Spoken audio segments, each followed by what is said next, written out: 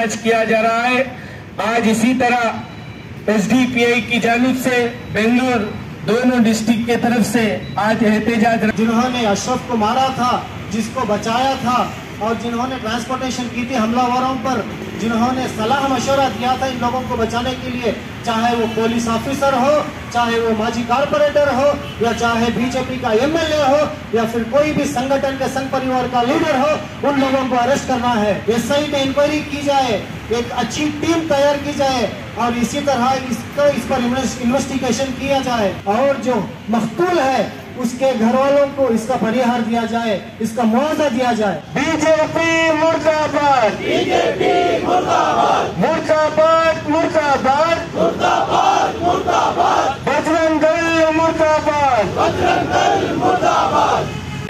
गुंडागर्दी नहीं सहेंगे। जवाब दो, जवाब दो, जवाब दो, जवाब दो, होम मिनिस्टर जवाब दो। होम मिनिस्टर जवाब दो। किया गया है, ये ऐलान क्यों किया गया है?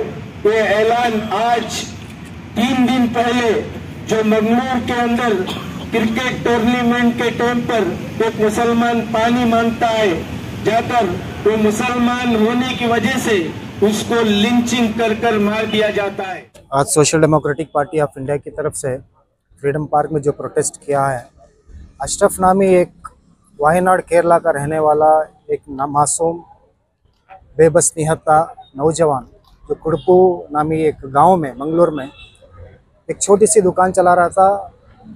एक क्रिकेट के मौके पर जो मैदान में खेल रहे थे, वहाँ पर जब वो पानी पीने गया तो उस लड़के को मुसलमान मानकर जानकर और ये दूसरे एक स्टेट का है करके इसके ऊपर हमला किया और हमलावर कुछ 50 से ज़्यादा थे करके एक न्यूज़ आ रही है, इन्फॉर्मेशन है।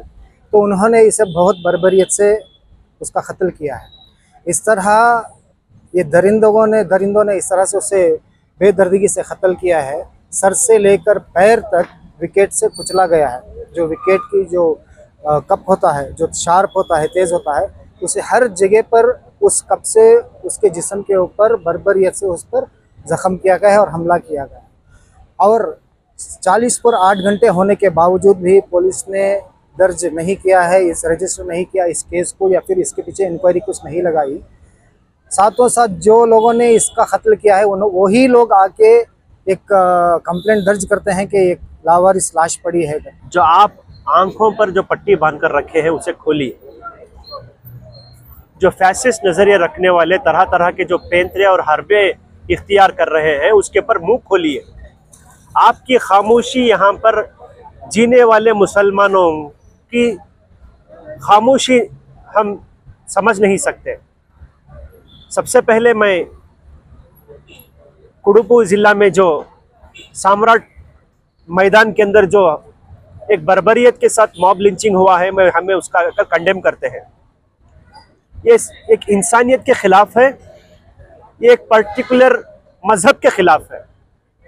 जब से पहलगांव का मामला, कश्मीर का मामला जो आया, उसके बाद में फैसिस्ट नजरिए रखने वाले इन्हें एक पॉलिटिकल टूल मिल गया है मुसलमानों के खिलाफ आवाज़ उठाने के लिए, मुसलमानों के खिलाफ उगलाने के लिए, और जगह जगह पर इन लोगों को एक सब्जेक्ट मिल चुका है। जहां पर ये इंसिडेंट हुआ है कुडलू में, जो मंगलूर का एक साहिली इलाका है, वहां पर एक मेंटली डिस्टर्ब यानी कि जो उसका दिमागी संतुलन सही नहीं है, एक दूसरे देश का नाम लेकर वहां पर करने की वजह से करके बोल के होम मिनिस्टर बता रहे हैं। मैं होम मिनिस्टर को बताना चाहता हूं, आपके पास इंटेलिजेंस है, आपके पास पुलिस डिपार्टमेंट है, आपके पास गवर्नमेंट मशीनरी है। इन लोगों की बात सुनने के बजाय आप जो संगी लोगों की बात सुनकर जो बयान दे रहे हैं, ये हमें बर्दाश्त नहीं कर सकते। या तो फिर आप इस चेयर के काबिल नहीं हैं, उन लोगों की रक्षा कर रहे हैं जो आकर फिसाई फैलाने की कोशिश कर रहे हैं। मैं हुकूमत कर्नाटक से, सीएम से भी दरख्वास्त करता हूं कि इसका फ्री एंड फेयर इन्वेस्टिगेशन हो। जो 50 जने बता रहे हैं उसमें आकर मॉब लिंचिंग में जो भी हो उसके पर कड़ी सजा की जाए।